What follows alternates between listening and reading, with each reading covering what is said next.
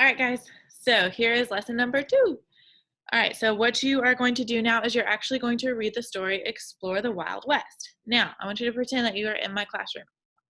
I have never, ever, ever made you read the whole story in one setting, so please don't do that. Okay, I broke it up into 2 pieces for you. So today, during this lesson, you're going to read pages 250 to 256. Okay, so here's what the story looks like. All right, so in the prepare to read, I didn't assign this in HMH. I'm just going to kind of talk about it with you real quick. It says genre study, and this is informational text. So what does informational text do? What else do we call informational text? We call it nonfiction. It's going to give us information. So it's going to give us facts and examples about this time period that we're studying. So let's think. If you we're just going to do like a picture walk like we do sometimes if we're all sitting on the floor. If you just kind of like click through a couple pages of that and see. So like if I do a picture walk with you, we're just going to look through, kind of see what we're talking about here. We've got the Wild West, and it's showing you the land that we're talking about here. And it's definitely showing you if you pay attention to the drawings. Now, informational text, a lot of times we have photographs, but why don't you think we had photographs? Why don't you think there's many photographs in this book about this story? Cameras weren't readily available at that point. There weren't very many photographs actually being taken during that time. So a lot of things are illustrated, and you might find some photographs later on. Sorry, listening. But anyways, so this is kind of interesting. You see the covered wagons here. And that's a big part of pioneer life that you're going to dive into today as you're reading also. Okay?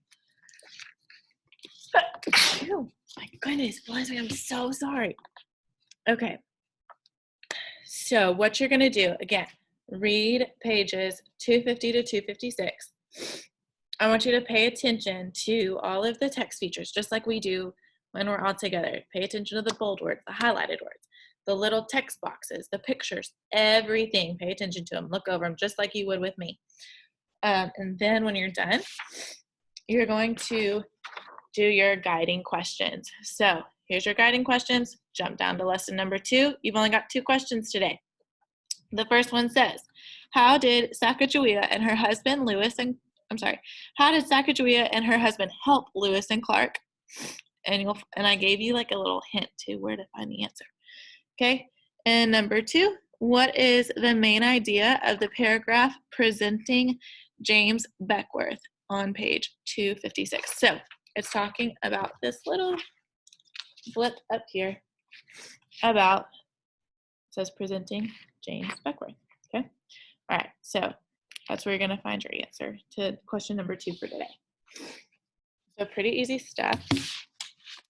Again, remember, HMH, if you click at the top, it will read it to you. So take advantage of that. You know, I would read it to you, or I would let the program read it to you also if you were here. There's nothing wrong with that at all. I like how it paces it and how slowly it goes, and it's very clear. So listen to it. There's nothing wrong with that at all. All right, so that's all I've got for you today, really. So just read your pages 250 to 256, and then answer your 2 questions. And then if you want to, play Oregon Trail. Go for it. Tell me how it goes. I hope you make it.